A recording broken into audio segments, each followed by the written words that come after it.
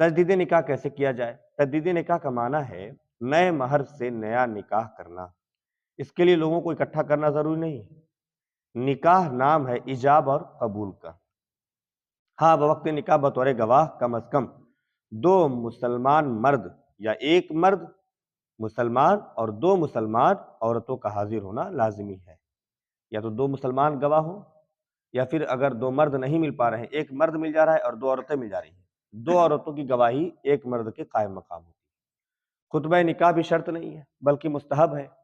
خطبہ یاد نہ ہو تو اعوذ باللہ من الشیطان الرجیم اور بسم اللہ الرحمن الرحیم شریف کے بعد سورہ فاتحہ بھی پڑھ سکتے ہیں۔ کم از کم 10 درہم یعنی 2 تولہ 7.5 ماشا چاندی موجودہ وزن کے حساب سے 30 گرام 618 ملی گرام چاندی یا اس کی رقم مہر واجب ہے۔ مثلا آپ نے ملکی 786 روپے ادھار مہر کی نیت کر لی ہے، مگر یہ دیکھ لیجئے کہ مہر مقرر کرتے وقت مذکورہ چاندی کی قیمت 786 ملکی روپیے سے زائد تو نہیں ہے، تو اب مذکورہ گواہوں کی موجودگی میں آپ ایجاب کیجئے، یعنی عورت سے کہیے کہ میں نے 786 ملکی روپیے مہر کے بدلے آپ سے نکاح کیا۔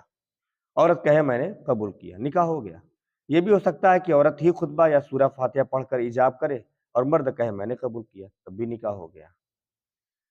ملکی روپیہ 786 ملکی روپیے مہر کے بدلے، یہ جو ہے یہ قیمت کی بات ہو رہی ہے کہ آپ دیکھ لیجئے کہ مہر جو مقرر کرتے وقت مذکورہ چاندی کی قیمت جو ہے 786 روپیے سے زائد تو نہیں ہے، یعنی جو مہر آپ رکھ رہے ہیں اس مہر سے جو چاندی کی قیمت ابھی بتائی گئی کہ اتنی چاندی کی قیمت واجب ہے، اس سے کم مہر اگر ادا کریں مہر ادا نہیں ہوگا۔ تو یہ دیکھ لیا کریے، 786 لوگ لکھوا دیتے ہیں، مہر نہیں ہوتی ہے۔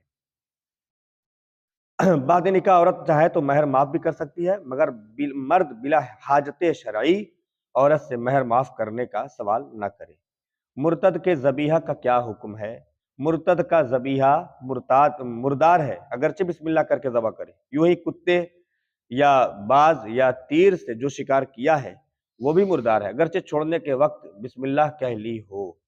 مرتد کی گواہی اور اس کے وارث بننے کے متعلق کیا شرعی حکم ہے؟ مرتد